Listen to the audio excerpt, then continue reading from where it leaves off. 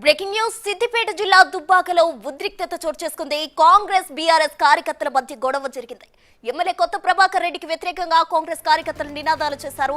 ఆయన కారును అడ్డుకునే ప్రయత్నం చేశారు. ఎమ్మెల్యే కారుపైకి కోడిగుడ్లు విసిరే ప్రయత్నం చేశారు. దాంతో ఇరు పార్టీల కార్యకర్తలను పోలీసులు చెదరగొట్టారు.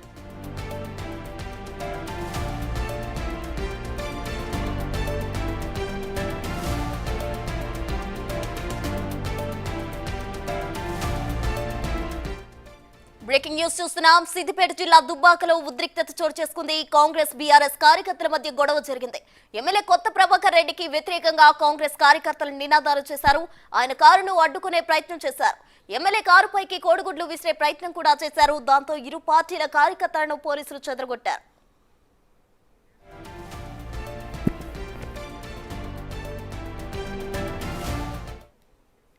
సిద్దిపేట జిల్లా దుబ్బాకలో జరిగిన ఉద్రిక్తతకు సంబంధించి మరింత సమాచారం మా ప్రతినిధి దుర్గారెడ్డి అందిస్తారు. దుర్గారెడ్డి, చెప్పండి, సిద్దిపేటలో కాంగ్రెస్ అలాగే బీఆర్ఎస్ మధ్య ఉద్రిక్తత చోటు చేసుకున్నట్లు తెలిసింది. దీనికి సంబంధించిన తాజా డీటెయిల్స్ ఏంటి దుర్గారెడ్డి?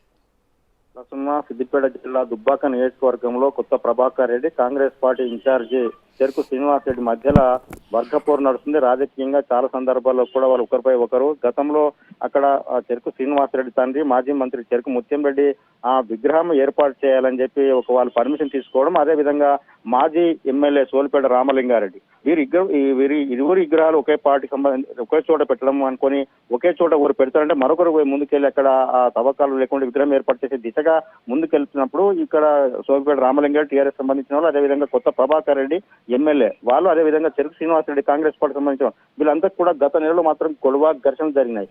ఈ రోజు మాత్రం ఉదయం కొత్త ప్రభాకర్ రెడ్డి దుబ్బాక నుండి అక్కడ మన జైరాబాద్కి వెళ్తున్న సమయంలో మాత్రం కాంగ్రెస్ కార్యకర్త అక్కడ చేరుకోవడం జరిగింది. దాంతో పాటు బీఆర్ఎస్ కార్యకర్త కూడా ఒకరొకరు అక్కడ చేరుకోవడం జరిగింది. ఒక పార్టీపై ఒకరు మరొక నినాదాలు చేయడం వల్ల ఇరువురు పార్టీ మధ్యలో ఉద్రిక్తత దారితీసింది. దీంతో పోలీసులు మాత్రం చెదరగొట్టి కాన్వాయ్ని మాత్రం ముందుకు పంపించిన విషయం అయితే మనకు తెలుస్తుంది. ప్రసన్న. థాంక్యూ దుర్గారెడ్డి.